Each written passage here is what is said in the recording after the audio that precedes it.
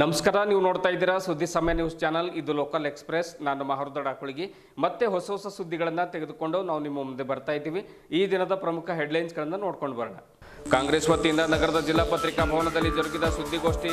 ಅಮರನಾಥ್ ಪಾಟೀಲ್ಗಿಂತಲೂ ನಾನು ಸುಶಿಕ್ಷಿತ, ಎರಡನೇ ಬಾರಿಗೆ ಗೆಲ್ಲಿಸಲು ಡಾಕ್ಟರ್ ಚಂದ್ರಶೇಖರ್ ಪಾಟೀಲ್ ಮನವಿ. ಪದವೀಧರರು ಮತ್ತು ಶಿಕ್ಷಕರ ಸಮಸ್ಯೆಗೆ ನಮ್ಮ ಸರ್ಕಾರ ಸ್ಪಂದಿಸಿದೆ. ಸಚಿವ ಈಶ್ವರ್ ಖಂಡ್ರೆ. 6 ವರ್ಷಗಳಲ್ಲಿ ಡಾಕ್ಟರ್ ಚಂದ್ರಶೇಖರ್ ಪಾಟೀಲ್ ಸಾಧನೆ ಶೂನ್ಯ. ಕಲ್ಯಾಣ ಕರ್ನಾಟಕ ಭಾಗಕ್ಕೆ ಮಲ್ತಾಯಿ ಧೋರಣೆಗಾಗಿ ಸರ್ಕಾರದ ವಿರುದ್ಧ ಸದನದ ಬಾವಿಗಿಳಿದು ಧರಣಿ ಮಾಡಿದ್ದೇನೆ.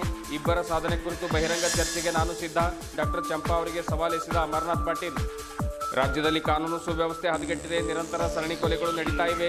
ಸರ್ಕಾರದ ತುಷ್ಟೀಕರಣ ನೀತಿ ಮತ್ತು ಗುಂಡಾ ಸಂಸ್ಕೃತಿ ಎತ್ತಿಕಟ್ಟುತ್ತಿದೆ. ಗೃಹ ಸಚಿವರು ಕೂಡಲೇ ರಾಜೀನಾಮೆ ನೀಡಲಿ. ಬಿಜೆಪಿ ಜಿಲ್ಲಾಧ್ಯಕ್ಷ ಸೋಮನಾಥ್ ಪಾಟೀಲ್ ಸುದ್ದಿಗೋಷ್ಠಿಯಲ್ಲಿ ಆಗ್ರಹ. ಮೇ 17ರಿಂದ 3 ದಿವಸಗಳ ಕಾಲ ಮಂಗಲ್ಪೇಟ್ನ ಮೆಥೋಡಿಸ್ಟ್ ಚರ್ಚ್ನಲ್ಲಿ ಬೀದರ್ ಕ್ರೈಸ್ತ ಜಾತ್ರೆ, ದೇವರ ಭಜನೆ, ಕೀರ್ತನೆ ಮತ್ತು ಸ್ಪರ್ಧೆಗಳು ಜರುಗಲಿವೆ. ಉತ್ತಮ ನಾಗರಿಕರಾಗಿ ಬದುಕುವಂತೆ ಮಾಡುವುದೇ ಜಾತ್ರೆಯ ವಿಶೇಷತೆ. Reverend Nelson Sumitra. ಪದವೀಧರರ ಮತ್ತು ಶಿಕ್ಷಕರ ಸಮಸ್ಯೆಗಳಿಗೆ ನಮ್ಮ ಕಾಂಗ್ರೆಸ್ ಸರ್ಕಾರ ಸ್ಪಂದಿಸಿದೆ. ನಿರುದ್ಯೋಗಿ ಪದವೀಧರರಿಗೆ ಯುವ ನಿಧಿ ಯೋಜನೆಯಡಿಯಲ್ಲಿ ಮಾಸಿಕ ಭತ್ಯೆ ನೀಡ್ತಾ ಇದೆ. ಹೀಗಾಗಿ 2ನೇ ಬಾರಿಗೆ ಈಶಾನ್ಯ ಪದವೀಧರರ ಚುನಾವಣೆಗೆ ಸ್ಪರ್ಧೆ ಮಾಡಿರುವಂತಹ ಅಭ್ಯರ್ಥಿ ಡಾಕ್ಟರ್ ಚಂದ್ರಶೇಖರ್ ಪಾಟೀಲ್ ಅವರಿಗೆ ಗೆಲ್ಲಿಸಿರಿ ಎಂದು ಅರಣ್ಯ, ಪರಿಸರ, ಜೀವಿಶಾಸ್ತ್ರ ಹಾಗೂ ಬೀದರ್ ಜಿಲ್ಲಾ ಉಸ್ತುವಾರಿ ಸಚಿವ ಈಶ್ವರ್ ಖಂಡ್ರೆ ಮತದಾರರಲ್ಲಿ ಮನವಿ ಮಾಡಿಕೊಂಡರು. ನಗರದ ಜಿಲ್ಲಾ ಪತ್ರಿಕಾ ಭವನದಲ್ಲಿ ಕರೆದ ಸುದ್ದಿಗೋಷ್ಠಿ ಉದ್ದೇಶಿಸಿ ಮಾತನಾಡಿರುವಂತಹ ಅವರು, ನಮ್ಮ ಅವಧಿಯಲ್ಲಿ 31,000 ಶಿಕ್ಷಕರ ವರ್ಗಾವಣೆ ಮತ್ತು 31,000 ಶಿಕ್ಷಕರ ಹುದ್ದೆಯನ್ನು ಭರ್ತಿ ಮಾಡಿದ್ದೇವೆ. ಈ ಹಿಂದೆ ಬಿಜೆಪಿ ಸರ್ಕಾರದ ಅಭ್ಯರ್ಥಿಗಳಿಗೆ 4-5 ಬಾರಿ ಅಧಿಕಾರದಲ್ಲಿದ್ದರು. ಆದರೆ ಅವರು ಏನೂ ಕೂಡ ಮಾಡಲಿಲ್ಲ. ಬದಲಾಗಿ ಈಗ ಒಂದೊಂದೇ ಸಾರ್ವಜನಿಕ ಉದ್ದಿಮೆಗಳನ್ನು ಖಾಸಗೀಕರಣಗೊಳಿಸಿ ನಿರುದ್ಯೋಗ ಸಮಸ್ಯೆ ಉದ್ಭವಗೊಳ್ಳುವಂತೆ ಮಾಡ್ತಾ ಇದ್ದಾರೆ ಎಂದು ಆರೋಪಿಸಿದರು. ವಾರ್ತೆಗಳ ವಿವರ.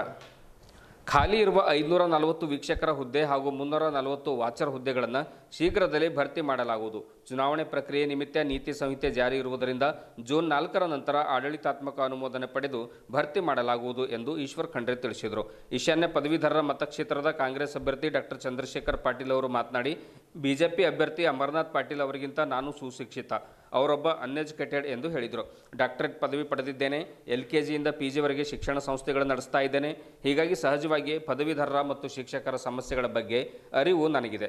2ನೇ ಬಾರಿ ನನಗೆ ಆರಿಸಿ ತಂದರೆ 7ನೇ ವೇತನ ಆಯೋಗ ಜಾರಿಗೆ ಮಾಡಲಿಕ್ಕೆ ಶತಪ್ರಯತ್ನ ಮಾಡ್ತೇನೆ.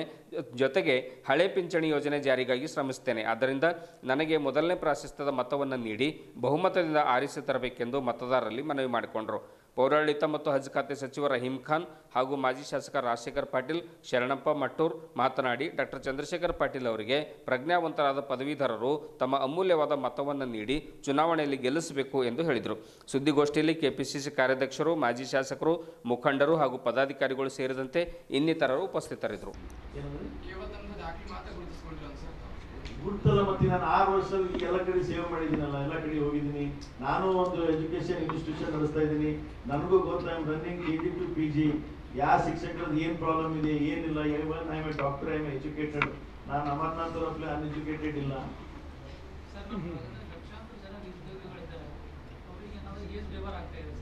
ಇದು ಸರ್ಕಾರಕ್ಕೆ ಆದಷ್ಟು ಎಲ್ಲರೂ ಕೂಡ ಚರ್ಚೆ ಮಾಡ್ತಾ ಇದ್ದೀವಿ.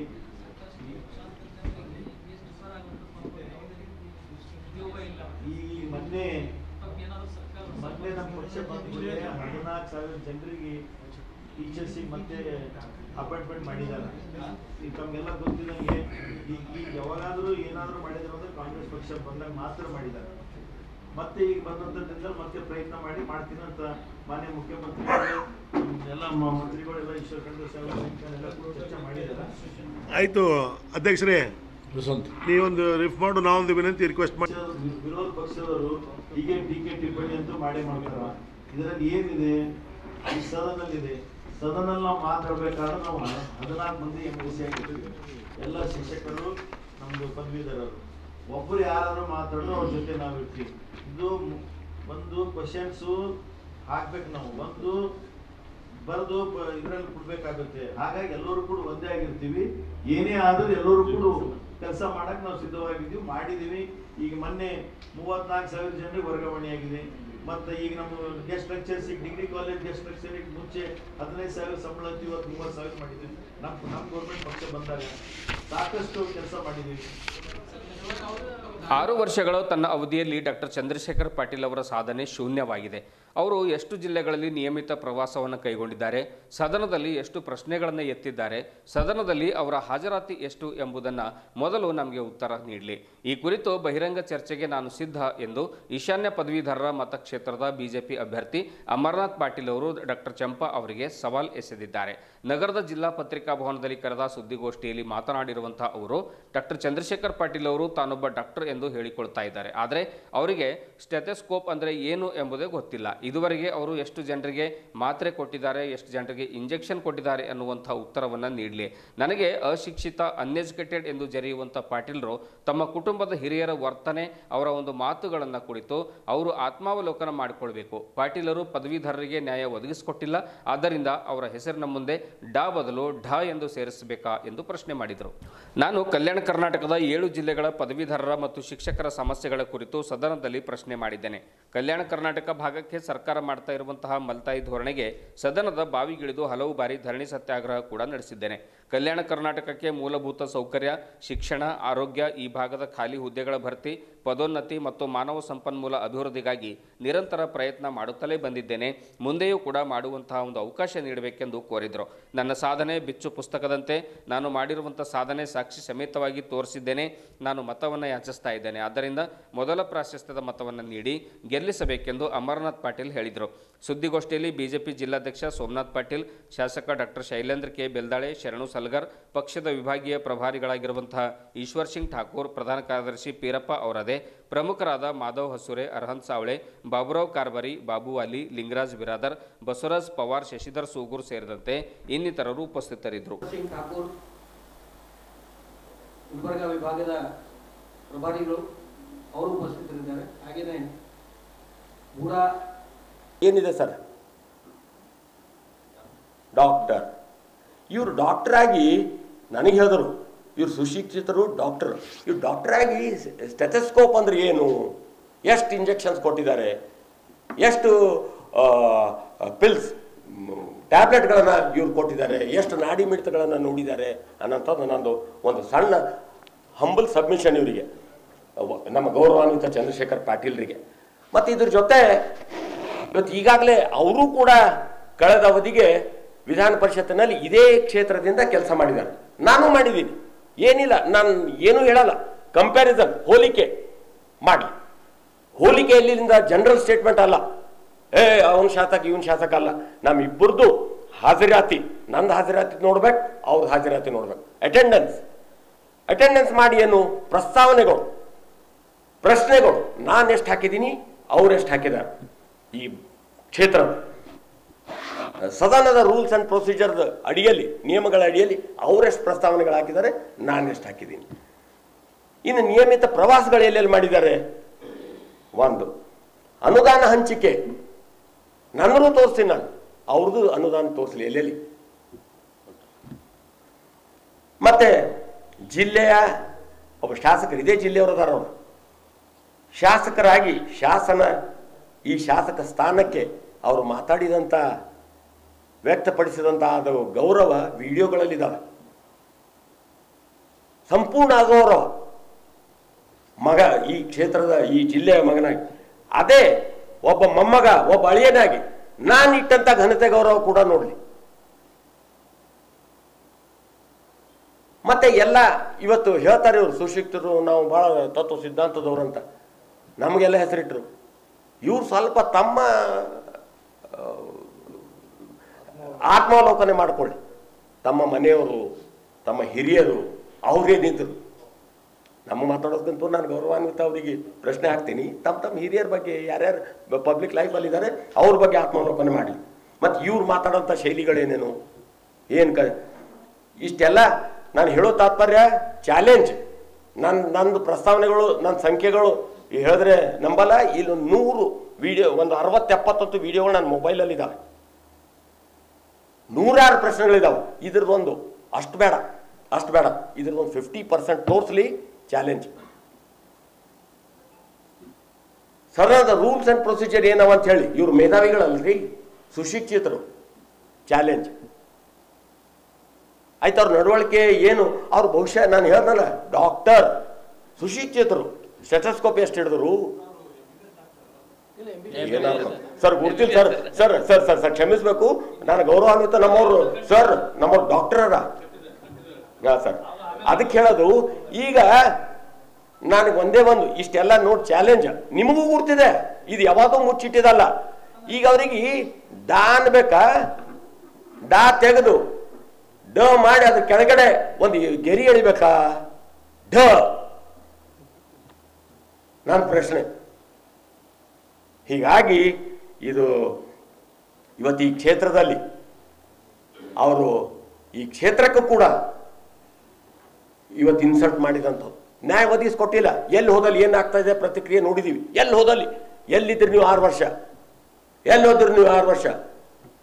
ಪ್ರವಾಸ ಇಲ್ಲ, ಯಾ ಚಿಂತನೆ ಇಲ್ಲ, ಸದನದಲ್ಲಿ ಇದು ಇಲ್ಲ, ಚಾಲೆಂಜ್. ಹೀಗಾಗಿ ಇವತ್ತು ಅದಕ್ಕೆ ನಾನು ಬಹುಶಃ ಇದು ಮಾತಾಡಬಾರ್ದಂತಿತ್ತು. ನಾನು ಬರೀ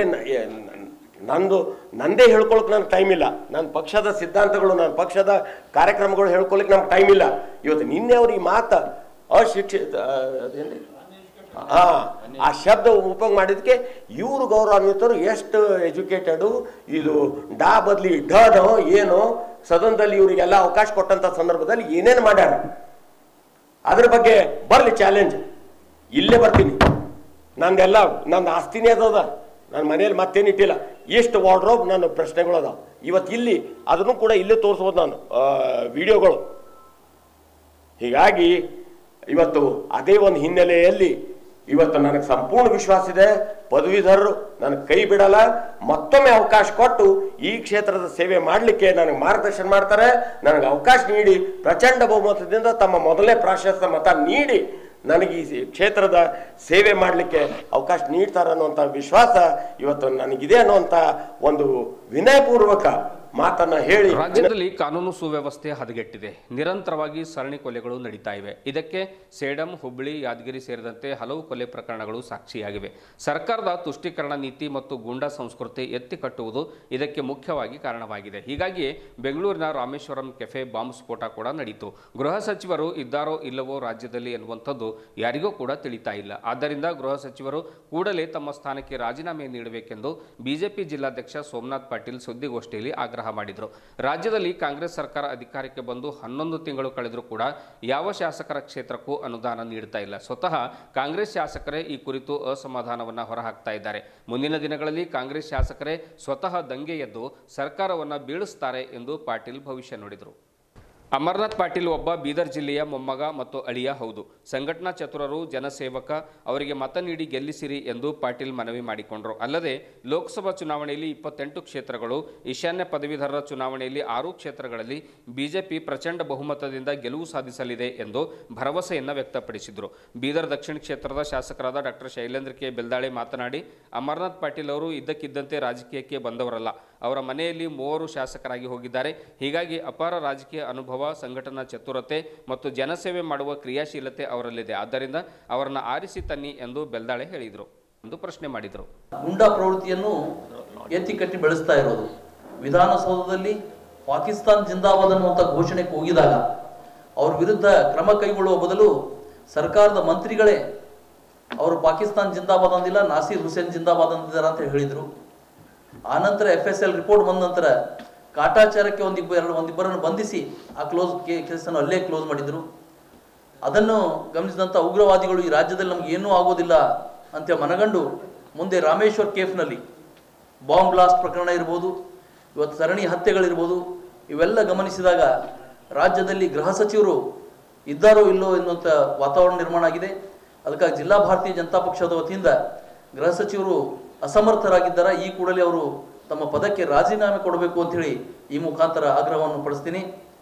ಜೊತೆಯಲ್ಲಿ ಇವತ್ತು ನಿನ್ನೆ ನಮ್ಮ ಜಿಲ್ಲಾ ಉಸ್ತುವಾರಿ ಸಚಿವರು ಇದೇ ಒಂದು ಪತ್ರಿಕಾ ಭವನದಲ್ಲಿ ಕೇಂದ್ರ ಸರ್ಕಾರ ಸರ್ಕಾರಿ ಸ್ವಾಮ್ಯದ ಕಂಪನಿಗಳು ಅವನ್ನು ಖಾಸಗೀಕರಣಗೊಳಿಸಿ ಇವತ್ತು ನಿರುದ್ಯೋಗಕ್ಕೆ ಕಾರಣರಾಗಿದ್ದಾರೆ ಅನ್ನುವಂಥ ಒಂದು ಹೇಳಿಕೆಯನ್ನು ನಾನು ಇವತ್ತು ಪತ್ರಿಕೆಯಲ್ಲಿ ನೋಡಿದ್ದೀನಿ.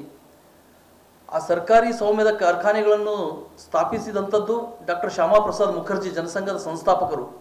ಅವರು ಸ್ಥಾಪಿಸಿದಂಥ ಕಾರ್ಖಾನೆಗಳು ಇವತ್ತಿಗೂ ಕೂಡ ಭಾರತದ ನವರತ್ನಗಳು ಅಂತೇಳಿವೆ. ಅದರಲ್ಲಿ BHEL ಇರ್ಬೋದು, BEL ಇರ್ಬೋದು, ಚಿತ್ತರಂಜನ್ ದಾಸ್, ಒಡಿಸ್ಸಾದ ಚಿತ್ತರಂಜನ್ ದಾಸ್ದಲ್ಲಿರುವಂಥ ರೈಲ್ವೆ ಬೋಗಿ ಕಾರ್ಖಾನೆ ಇರ್ಬೋದು, ರಾಸಾಯನಿಕ ಗೊಬ್ಬರಗಳ ಕಾರ್ಖಾನೆ ಇರ್ಬೋದು, ಇವತ್ತು ಕೂಡ ಭಾರತದ ನವರತ್ನಗಳು ಅಂಥೇಳಿ ನವರತ್ನ ಉದ್ದಿಮೆಗಳು ಅಂತ ಕರೆಸ್ಕೊಳ್ತಾ ಇವೆ. ಆದರೆ ಕಾಂಗ್ರೆಸ್ನ ಭ್ರಷ್ಟ ಸರ್ಕಾರ ಆ ಕಾರ್ಖಾನೆಗಳನ್ನು ಯಾವ ಮಟ್ಟಕ್ಕೆ ಒಯ್ದಿತ್ತು ಅಂದ್ರೆ, ಆ ಕಾರ್ಖಾನೆಗಳ ಸಿಬ್ಬಂದಿಗಳಿಗೆ ಸಂಬಳ ಕೊಡಲಿಕ್ಕೆ ದುಡ್ಡು ಇರಲಿಲ್ಲ, ಕಾರ್ಖಾನೆಗಳು ಮುಚ್ಚಿ ಹೋಗುವಂಥ ಪರಿಸ್ಥಿತಿಯಲ್ಲಿದ್ದು. ಆದರೆ ನರೇಂದ್ರ ಮೋದಿ ಅವರ ಸರ್ಕಾರ ಬಂದ ನಂತರ ಇವತ್ತು BHEL, BL ಅವೆಲ್ಲ ತಾವು ಗಮನಿಸ್ಬೋದು. ಇವತ್ತು BHELನಿಂದ ತುಮಕೂರಿನಲ್ಲಿ ಒಂದು ಹೆಲಿಕಾಪ್ಟರ್ ಕಾರ್ಖಾನೆ ಪ್ರಾರಂಭ ಆಗಿ ಹೆಲಿಕಾಪ್ಟರ್ ಉತ್ಪಾದನೆ ಆಗ್ತಾ ಇದೆ. ನಾವು ಇಲ್ಲಿಂದ ಅಲ್ಲಿಗೆ ಶಿಫ್ಟ್ ಆಗಿದೆ. ನಾವು ಒಂದು ಯುದ್ಧ ಉಪಕರಣಗಳನ್ನು ವಿದೇಶದಿಂದ ಖರೀದಿ ಮಾಡ್ತಾ ಇದ್ದೀವಿ. ನಾವು ಯುದ್ಧ ವಿಮಾನಗಳು ಖರೀದಿ ಮಾಡಬೇಕಾದ್ರೆ ವಿದೇಶದ ಮೇಲೆ ಡಿಪೆಂಡ್ ಆಗ್ತಾ ಇದ್ದೀವಿ. ಅವುಗಳಲ್ಲಿಯೂ ಕೂಡ ಅನೇಕ ಹಗರಣಗಳು ಕಾಂಗ್ರೆಸ್ನವ್ರು ಮಾಡಿದ್ದಾರೆ.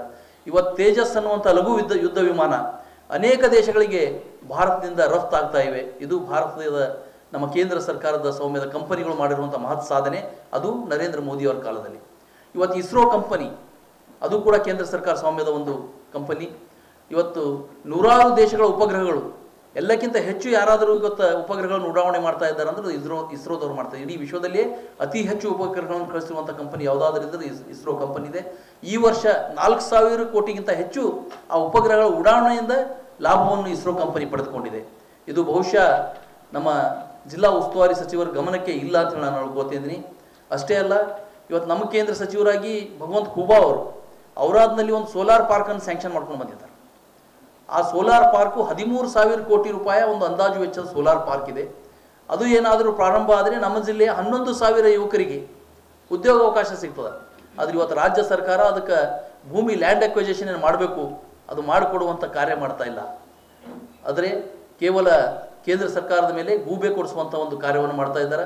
ಇವತ್ತು ಬರುವಂಥ ಚುನಾವಣೆ ಇದು ಪದವೀಧರರ ಚುನಾವಣೆ. ಪದವೀಧರರ ಮತದಾರರಿದ್ದಾರೆ, ಪ್ರಬುದ್ಧ ಮತದಾರರಾಗಿರ್ತಾರೆ. ಅವರಿಗೆ ಇವೆಲ್ಲ ವಿಷಯಗಳು ಗೊತ್ತಿವೆ. ಇವತ್ತು ರಾಜ್ಯದಲ್ಲಿ ಅಭಿವೃದ್ಧಿ ಕಾರ್ಯ ಪೂರ್ತಿ ಕುಂಠಿತಗೊಂಡಿದೆ. ಕೇವಲ ಪುಕ್ಕಟ್ಟೆ ಫ್ರೀ ಬಿಗಳನ್ನು ಕೊಟ್ಟು ಇವತ್ತು ಸರ್ಕಾರ ದಿವಾಳಿಯಾಗಿದೆ. ನಮ್ಮ ಶಾಸಕರಿದ್ದಾರೆ, ಇಲ್ಲೇ 2 ಶಾಸಕರು ಮತ್ತು ನಮ್ಮ ಬಸವ ಕಲ್ಯಾಣ ಮತ್ತು ಶೈಲೇಂದ್ರ ಬೆಲ್ದಾಳೇಜಿ ಅವರು, ಬೀದರ್ ದಕ್ಷಿಣ ಶಾಸಕರು. ಅವರಿಗೆ ಇಲ್ಲಿವರೆಗೆ ಸರ್ಕಾರದಿಂದ 1 ರೂಪಾಯಿ ಅನುದಾನ ಬಂದಿಲ್ಲ. KKRDB ಬಿಟ್ಟಿದ್ರೆ ಯಾವುದೂ ಅನುದಾನ ಇಲ್ಲ. ಕೇವಲ ನಮ್ಮ ಶಾಸಕರಿಗೆ ಅಂತ ಇಲ್ಲ, ಕಾಂಗ್ರೆಸ್ ಶಾಸಕರು ಕೂಡ ಹೇಳ್ತಾ ಇದ್ದಾರೆ, ಯಾವುದೇ ಶಾಸಕರಿಗೆ ಕಳೆದ 11 ತಿಂಗಳಲ್ಲಿ ಇನ್ನೂ 1 ರೂಪಾಯಿ ಕೂಡ ಅನುದಾನ ಬಂದಿಲ್ಲ. ಬರುವಂಥ ದಿನದಲ್ಲಿ ಆ ಕಾಂಗ್ರೆಸ್ನ ಶಾಸಕರೇ ದಂಗೆ ಎದ್ದು ಈ ಸರ್ಕಾರವನ್ನು ಬೀಳಿಸುವಂಥ ಪ್ರಯತ್ನಗಳು ನಡೀತಾ ಇವೆ ಅನ್ನೋಂಥ ಎಲ್ಲ ವಿಶ್ವಾಸ ನಮಗಿದೆ. ಜೊತೆಯಲ್ಲಿ ಬರುವಂಥ ಚುನಾವಣೆಯಲ್ಲಿರುವಂಥ ಪ್ರಬುದ್ಧ ಮತದಾರರು ಈ ಸರ್ಕಾರದ ಮನಸ್ಥಿತಿ ಹಾಗೂ ರಾಜ್ಯದಲ್ಲಿರುವಂಥ ಕಾನೂನು ಸುವ್ಯವಸ್ಥೆಯನ್ನು ನೋಡಿ ಈ ಗುಂಡಾರಾಜನ್ನು ವಿರೋಧಿಸಿ ಇವತ್ತು ಬರುವಂಥ ದಿನದಲ್ಲಿ ಭಾರತೀಯ ಜನತಾ ಪಕ್ಷದ ಅಭ್ಯರ್ಥಿಗಳಾದಂಥ ಹಾಗೂ ಬಹಳ ಸೌಮ್ಯ ಸ್ವಭಾವದ ನಮ್ಮ ಜಿಲ್ಲೆಯ ಅಳಿಯಂದಿರರು, ಅವರು ಮೊಮ್ಮಗನೂ ಇದ್ದಾರೆ ಮತ್ತು ಅಳಿಯಂದರು ಇದ್ದಾರೆ. ಮತ್ತು ಹಿಂದೆ ಸಾಕಷ್ಟು ಕಾರ್ಯಗಳನ್ನು ಮಾಡಿದ್ದಾರೆ. ನೀವು ಯಾವ ಶಾಲೆಗೆ ಹೋದರೂ ಅಲ್ಲಿ ಏನಾದರೂ ಇವ್ರದ್ದೊಂದು ಅನುದಾನ ಸಿಗ್ತದೆ, ಕೋರ್ಟಿಗೆ ಹೋದರೂ ಕೂಡ ಅಲ್ಲೊಂದು ಅನುದಾನ ಇವ್ರಿಗೆ ಸಿಗ್ತದೆ. ಅಂಥ ಒಂದು ಕಾರ್ಯ ಮಾಡಿದಂಥ ಅಮರನಾಥ್ ಪಾಟೀಲ್ರಿಗೆ ಬಹಳಷ್ಟು ಬಹುಮತದಿಂದ, ಮೊದಲ ಪ್ರಾಶಸ್ತ್ಯ ಮತದಲ್ಲೇ ಅವರಿಗೆ ವಿಜಯವನ್ನು ತಂದು ಕೊಡ್ತಾರೆ ಅನ್ನುವಂಥ ವಿಶ್ವಾಸ ಇದೆ. ಜೊತೆಯಲ್ಲಿ ಹಿಂದೆ ನಡೆದಂಥ ಲೋಕಸಭಾ ಚುನಾವಣೆಯಲ್ಲಿಯೂ ಕೂಡ ನಾವು ಎಲ್ಲ ಕ್ಷೇತ್ರಗಳಲ್ಲಿ ಲೀಡನ್ನು ಪಡೆದುಕೊಂಡು ಕಳೆದ ಸಲಕ್ಕಿಂತ ಹೆಚ್ಚಿನ ಲೀಡ್ನಿಂದ ನಾವು ಈ ಸಲ ಲೋಕಸಭೆ ಚುನಾವಣೆ ಗೆಲ್ತೀವಿ. ರಾಜ್ಯದಲ್ಲಿ 28ಕ್ಕೂ 28 ಸ್ಥಾನಗಳು BJP ಗೆಲ್ಲುವಂಥ ಒಂದು ಅವಕಾಶ ಇದೆ. ಹಾಗೂ ಈ 6 ಪದವೀಧರ ಮತ್ತು ಶಿಕ್ಷಕ ಕ್ಷೇತ್ರದ ಸೀಟ್ಗಳನ್ನು ಕೂಡ ಭಾರತೀಯ ಜನತಾ ಪಕ್ಷ ಗೆಲ್ತದೆ ಅನ್ನುವಂಥ ವಿಶ್ವಾಸ ನಮಗಿದೆ. ಮುಂದೆ ನಮ್ಮ ಅಮರನಾಥ್ ಪಾಟೀಲರು ಈ ಪತ್ರಿಕಾಗೋಷ್ಠಿಯನ್ನು ಉದ್ದೇಶಿಸಿ ಮಾತಾಡ್ತಾರೆ. ಹಿನ್ನೆಲೆಯಲ್ಲೇ ಸಮಾಜ ಸೇವೆ, ಎಲ್ಲ ಜನರಿಗೆ ತಗೊಂಡೋಗೋದು ಮತ್ತು ಶೈಕ್ಷಣಿಕ ಸೇವೆಯಲ್ಲೂ ಕೂಡ ಭಾಳಷ್ಟು ಕೆಲಸ ಮಾಡಿದ್ದಾರೆ. ಇಬ್ಬರು ಕಾಕಾ ದೊಡ್ಡಪ್ಪ, ಇಬ್ಬರು MLA. ದೊಡ್ಡಪ್ಪವರು ನಮ್ಮ ತಂದೆಯವರು, ಮೂವರು ಕುಟುಂಬದಲ್ಲೇ 3 ಶಾಸಕರಿದ್ದರು. ಅದಕ್ಕೆ ರಾಜಕೀಯ ಕುಟುಂಬದಿಂದ ಬಂದವರು. ಅವರು ಕೂಡ ನಮ್ಮ ಪಕ್ಷದ ಸಂಘಟನೆಯಲ್ಲಿ ಪ್ರಧಾನ ಕಾರ್ಯದರ್ಶಿಯಾಗಿ, ಕಲ್ಯಾಣ ಕರ್ನಾಟಕ ಅಭಿವೃದ್ಧಿಯ ಅಧ್ಯಕ್ಷರಾಗಿ, MLC ಆಗಿ, ಮತ್ತು ಕಳೆದ ಲೋಕಸಭಾ ಚುನಾವಣೆ ನಾನು ಜಿಲ್ಲಾಧ್ಯಕ್ಷ ಇದ್ದಾಗ ಅವರು ಮತ್ತೆ ಇನ್ಚಾರ್ಜ್ ಇದ್ದರು. ಈಗ ಸೋಮನಾಥ್ ಪಾಟೀಲ್ ಇದ್ದರು ಕೂಡ ಈಗಲೂ ಕೂಡ ಜಿಲ್ಲೆಯ ಉಸ್ತುವಾರಿಯಾಗಿ ಲೋಕಸಭೆ ಕೆಲಸ ಮಾಡಿದ್ದಾರೆ. ಸಂಘಟನೆಯಲ್ಲಿ ಭಾಳಷ್ಟು ಅನುಭವ ಇದೆ. ನಾವು ಅವ್ರ ಕೈಯಲ್ಲೇ ಭಾಳಷ್ಟು ಕಲ್ತಿದ್ದೀವಿ ಅಂತ ಹೇಳಿದ್ರೆ ತಪ್ಪಾಗಲ್ಲ. ಅವರನ್ನು ಅಭ್ಯರ್ಥಿ ಮಾಡಿದ್ದಕ್ಕೆ ನಮ್ಮ ಕೇಂದ್ರದ ಚುನಾವಣೆ ನಮ್ಮ ಸಮಿತಿಗೆ, ನಮ್ಮ ರಾಜ್ಯಾಧ್ಯಕ್ಷರಿಗೆ ಹಾಗೂ ಇಲ್ಲಿನ ಕೋರ್ ಕಮಿಟಿ ಅಭಿನಂದನೆ ಸಲ್ಲಿಸಿ, ಹಾಗೂ ಜಿಲ್ಲೆಯ ಪ್ರಮುಖರ ವತಿಯಿಂದ ಸಾಕಷ್ಟು ನಮ್ಮ ಜಿಲ್ಲಾಧ್ಯಕ್ಷರು ಮತ್ತು ಅಮರನಾಥ್ ಪಾಟೀಲ್ ಅವರು ಹೇಳಿದ್ದಾರೆ. ಅಮರನಾಥ್ ಪಾಟೀಲ್ ಅವರು ಕಳೆದ ಬಾರಿ ಏನೋ ಇದರಿಂದ ಅವ್ರ ಟಿಕೆಟ್ ತಪ್ಪಿತ್ತು. ಬಟ್ ಈ ಸಲ ಎಲ್ಲರ ನಿರುದ್ಯೋಗಿ ಏನು ಮತದಾರ ಕ್ವಾಲಿಫೈಡ್ ಅವರೆಲ್ಲರ ಆಶೀರ್ವಾದ ಈ ಸಲ 100% ಇವ್ರಿಗೆ ಆಗುತ್ತೆ. ಯಾಕಂದ್ರೆ ಅನುಕಂಪ ಭಾಳ ಇದೆ ಅವ್ರ ಮೇಲೆ. ಕಳೆದ ಬಾರಿ ಏನೂ ಆಗಿಲ್ಲ. ಫಸ್ಟ್ ಮೊದಲ ಗೆದ್ದಿನಾಗ ಸನ್ಮಾನ್ಯ BS ಯಡಿಯೂರಪ್ಪ ಮುಖ್ಯಮಂತ್ರಿ ಆಗಿದ್ದಾಗ ಇವ್ರ ನೇತೃತ್ವದಲ್ಲಿ ನೀವು ಹೋಗಿ ಅಲ್ಲಿ ಕ್ಯಾಬಿನೆಟ್ ಮೊಟ್ಟಮೊದಲಾಗಿ ಗುಲ್ಬರ್ಗಕ್ಕೆ ಮಾಡಿದ್ರು ಕೂಡ ಶ್ರೇಯಸ್ ಇವ್ರಿಗೆ ಕೂಡ ಸಲ್ತು ಅಂತ ಹೇಳಿದ್ರೆ ತಪ್ಪಾಗಲ್ಲ ಇವ್ರ ತಂಡಕ್ಕೆ. ಚೇಂಬರ್ ಆಫ್ ಕಾಮರ್ಸ್ ಅಧ್ಯಕ್ಷ ಆದ ಕೂಡ ದಿಲ್ಲಿಯಲ್ಲಿ ಹೋಗಿ ಸಾಕಷ್ಟು ಕೆಲಸಗಳು ವಾಜಪೇಯಿಯವ್ರ ಬಲ್ ಹೋಗಿ ಕೆಲಸ ಮಾಡ್ಕೊಂಡಂತ ಗುಲ್ಬರ್ಗ ಅಭಿವೃದ್ಧಿ ಮಾಡಲಿಕ್ಕೆ ಇವರು ಕೂಡ ಒಂದು ಪಾಲಿದೆ ಅಂತ ನಾನು ಹೇಳಕ್ಕೆ ಇಷ್ಟಪಡ್ತೀನಿ. ಅದರಲ್ಲಿ ಬೀದರ್ದ ಒಬ್ಬ ಮೊಮ್ಮಗ ಬೀದರ್ ಅಳಿಯಾಗಿ ಸಾಕಷ್ಟು ಸರಿ ಬೀದರ್ಗೆ ಪ್ರವಾಸ ಮಾಡಿದ್ದಾರೆ, ಕೆಲಸ ಮಾಡಿದ್ದಾರೆ. ಇಲ್ಲಿ ಎಲ್ಲ ಜನರ ಜೊತೆ ಇನ್ಸ್ಟಿಟ್ಯೂಷನ್ ಜೊತೆ ಒಳನಾಟ ಕೂಡ ಇದೆ. ಅವ್ರು ಹೆಚ್ಚಿನ ಒಂದು ಮತಲಿಂದ ಅಂತಲಿಂದ ಈ ಸಲ ಗೆಲ್ತಾರಂತ ಆತ್ಮವಿಶ್ವಾಸ ಇದೆ ನಮ್ಮೆಲ್ಲರಿಗೆ, ಮತದಾರ ಪ್ರಭುಗಳಿಂದ ಹೇಳಕ್ಕೆ ಇಷ್ಟಪಡ್ತೀನಿ. ಅದೇ ಥರ ಜಿಲ್ಲೆಯಲ್ಲೇ ನಮ್ಮ ಭೀಕರ ಬರಗಾಲ ಇದೆ ರಾಜ್ಯದಲ್ಲಿ. ಎಂದೂ ಕಂಡ್ಲಾರದಂಥ ಬರಗಾಲ ಈ ಸಲ ರಾಜ್ಯದಲ್ಲಾಗಿದೆ. ಇಲ್ಲ ಬರಗಾಲ ಕೂಡ ತಾಲೂಕು ಘೋಷಣೆ ಆಗಿದೆ. ಬಟ್ ನಾವು 330 ಕೋಟಿ ನಾವು ಪ್ರಸ್ತಾವನೆ ಜಿಲ್ಲೆಯಲ್ಲಿಂದ ಕಳಿಸಿದಿತ್ತು. ಅದರಲ್ಲಿ ಬಂದಿದೆ ಓನ್ಲಿ 115 ಕೋಟಿ ಬಂದು, ಅದರಲ್ಲೂ 2,000 ರೂಪಾಯಿ ಪ್ರತಿ ಯಾರಿಗೂ ಕರೆಕ್ಟಾಗಿ ಮುಟ್ಟಿಲ್ಲ. 2,000 ಮೊನ್ನೆ ಕೂಡ ನಾವು ಚುನಾವಣೆಗೆ ಹೋದಲ್ಲಿ ಕೂಡ ಸಾಕಷ್ಟು ರೈತರು ಜನರು ಇನ್ನೂ ತನಕ 2,000 ಎಲ್ಲೂ ಮುಟ್ಟಿಲ್ಲ. ಕೆಲವರಿಗೆ ಮುಟ್ಟಿದೆ, ಕೆಲವರು ಮುಟ್ಟಿಲ್ಲ. ಕೇಂದ್ರದಿಂದ ಅನುದಾನ ಬರಗಾಲದ ಮೊನ್ನೆ 3,35,000 ಕೋಟಿ 3,500 ಕೋಟಿ ಬಿಡುಗಡೆ ಆಯಿತು. ಅದು ಸಮರ್ಪಕವಾಗಿ ರೈತರಿಗೆ ಕೊಡ್ತಾ ಇಲ್ಲ. ತಾವೇ ಮಾಧ್ಯಮದಲ್ಲಿ 2 ದಿವಸ ಆಯಿತು ಪ್ರಸಾರ ಕೂಡ ಮಾಡ್ತಾ ಇದ್ದೀರಿ. ಅದಕ್ಕೆ ಇಲ್ಲಿ ಕೂಡ ಏನು 115 ಕೋಟಿ ಬಂದಿದೆ. ಇನ್ನು ಮೊನ್ನೆ ಕೇಳಿದಾಗ ಸ್ವಲ್ಪ ನೆಟ್ವರ್ಕ್ ಇಶ್ಯೂ ಅದ, ಸ್ವಲ್ಪ ಟೆಕ್ನಿಕಲ್ ಪ್ರಾಬ್ಲಮ್ ಆಗ್ತಾ ಇದೆ ಅಂತ ನಾನು ಸ್ಟೇಟ್ಮೆಂಟ್ಗಳು ನೋಡಿದೆ.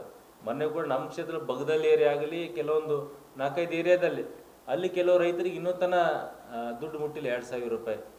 ಮತ್ತು ಕೆಲವು ಬ್ಯಾಂಕಿನವ್ರು ಏನು ಮಾಡ್ತಾ ಇದ್ದಾರೆ ಅಂದರೆ ಅದೇ ದುಡ್ಡು ಅವ್ರ ಲೋನ್ ಅಕೌಂಟಿಗೆ ಅಡ್ಜಸ್ಟ್ಮೆಂಟ್ ಮಾಡಿದಾಗ ಇದು ನಡೀತಾ ಇದೆ. ನಾನು ಕೇಳಿದೆ, ನಾನು ರಾಜ್ಯ ಸರ್ಕಾರಕ್ಕೆ ಒತ್ತಾಯ ಮಾಡ್ತೀನಿ, ಬ್ಯಾಂಕಿನ ಅಧಿಕಾರಿಗಳಿಗೆಲ್ಲ ಕೋಆಪ್ರೇಟಿವ್ ಇರಲಿ, ಎಲ್ಲ ಬ್ಯಾಂಕ್ನವರಿಗೆ ಲೀಡ್ ಬ್ಯಾಂಕ್ದವ್ರಿಗೆ ಕರೆಸಿ. ಯಾಕಪ್ಪ ಈಗ ರೈತರು ಕಂಗಾಲಾಗಿದ್ದಾರೆ, ಮಳೆ ಇಲ್ಲ, ರೈತರು ಭಾಳಷ್ಟು ರೊಚ್ಚಿಗೂ ಎದ್ದಿದ್ದಾರೆ. ಯಾಕೆ ಅವ್ರಿಗೆ ಪಾಪ ಸಮರ್ಪಕವಾಗಿ ಏನೂ ಸಿಗ್ತಾ ಇಲ್ಲ ಬೆಳೆಯಲಿಂದ. ಅದಕ್ಕೆ ನಾನು ಹೇಳೋಕೆ ಇಷ್ಟಪಡ್ತೀನಿ, ಎಲ್ಲ ಬ್ಯಾಂಕ್ದವ್ರಿಗೆ ಸೆಕ್ಟರ್ದವ್ರಿಗೆ ಮೀಟಿಂಗ್ ಮಾಡಿ ಆದಷ್ಟು ಬೇಗ ಯಾವ ಬ್ಯಾಂಕಿಂಗ್ ಅಡ್ಜಸ್ಟ್ಮೆಂಟ್ ಆಗ್ಬಿಟ್ಟು ಯಾರು ರೈತರ ಹಣ ಸರ್ಕಾರದಿಂದ ಬಂದಿರ್ತದೆ, ಕೇಂದ್ರ ಸರ್ಕಾರ ರಾಜ್ಯ ಸರ್ಕಾರ, ಅದು ರೈತರ ಅಕೌಂಟಿಗೆ ಹೋಗ್ಬೇಕಂತ ನಾನು ವಿನಂತಿ ಮಾಡ್ಕೋತೀನಿ. ಅಂದಾಗೆ ರೈತರಿಗೆ ಒಂದು ನ್ಯಾಯ ಒದಗಿಸ್ಕೊಟ್ಟಪ್ಲೆ ಆಗ್ತಂತ ಹೇಳಕ್ಕೆ ಇಷ್ಟಪಡ್ತೀನಿ. ಅಷ್ಟೇ.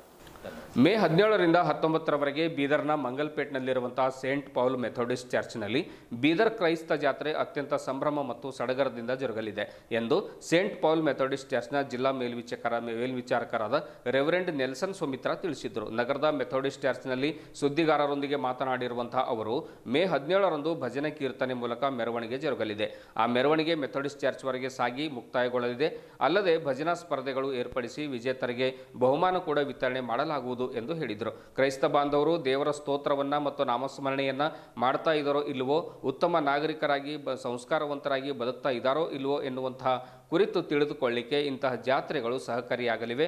ಅದಕ್ಕಾಗಿಯೇ ನಾವು ಜಾತ್ರೆಗಳನ್ನು ಹಮ್ಮಿಕೊಳ್ತಾ ಇದ್ದೇವೆ. ನಮ್ಮ ಕರ್ತವ್ಯ ಸದಾ ಒಂದು ಕರ್ತನ ನಾಮಸ್ಮರಣೆಯಲ್ಲಿ ಇರುವುದಕ್ಕಾಗಿ ಈ ಜಾತ್ರೆ ಆಯೋಜನೆ ಮಾಡಲಾಗಿದೆ ಎಂದು ನೆಲ್ಸನ್ ಸುಮಿತ್ರಾ ಅವರು ತಿಳಿಸಿದರು.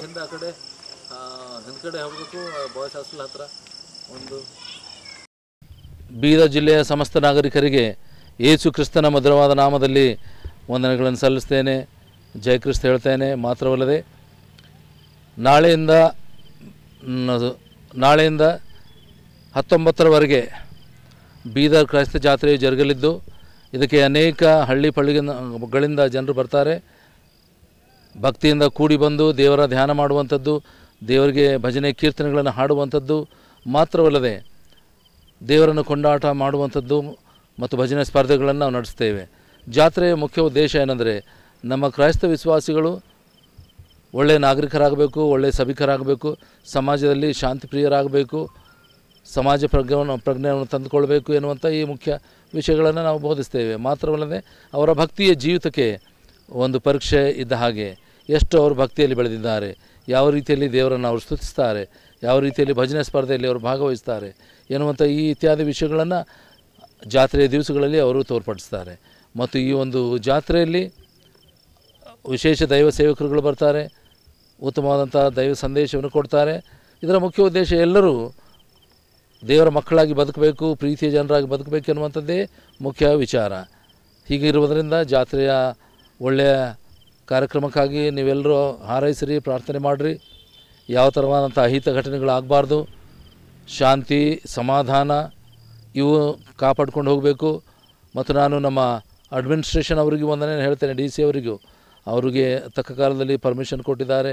ನಮ್ಮ SP ಅವರಿಗೂ ನಾನು ವಂದನೆ ಹೇಳ್ತೇನೆ. ಮತ್ತು ನಮ್ಮ ಪೊಲೀಸ್ ಇಲಾಖೆಯವರು ಕೂಡ ಎಲ್ಲ ರೀತಿಯಲ್ಲಿ ನಮಗೆ ಸಹಾಯ ಮಾಡ್ತಾಯಿದ್ದಾರೆ. ವಿವಿಧ ಕಡೆಗಳಿಂದ ವಿಜೃಂಭಣೆಯಿಂದ ಮೆರವಣಿಗೆಗಳು ಕೂಡ ಬರ್ತವೆ. ಹೀಗಿರೋದರಿಂದ ನಾವು ನಾಳೆ ಸಾಯಂಕಾಲ ರಾತ್ರಿ 8 ಗಂಟೆಯಿಂದ ನಮ್ಮ ಮೆರವಣಿಗೆ ಪ್ರಾರಂಭ ಆಗ್ತದೆ. ಭಜನೆಗಳ ಮೂಲಕ ನಾವು ಈ ಒಂದು ಮೆರವಣಿಗೆಯಲ್ಲಿ ಬಂದು ಆ ಮೆರವಣಿಗೆ ಚರ್ಚಿನವರೆಗೆ ತೆಗೆದುಕೊಂಡು ಬರ್ತೇವೆ. ಮತ್ತು ನಾಳಿನ ದಿವಸದಲ್ಲಿ ಈ ಒಂದು ಕಾರ್ಯಕ್ರಮ ಜರುಗಲಿರ್ತದೆ. ಇದುವರೆಗೂ ಸುದ್ದಿ ಕೊಟ್ಟಿರುವ ನಾನು ಮಹರುದ್ರ ಡಾಕುಳಿಗೆ ಮತ್ತೆ ಮುಂದಿನ ವಾರ್ತೆಗಳೊಂದಿಗೆ ಭೇಟಿಯಾಗೋಣ. ವಂದನೆಗಳು.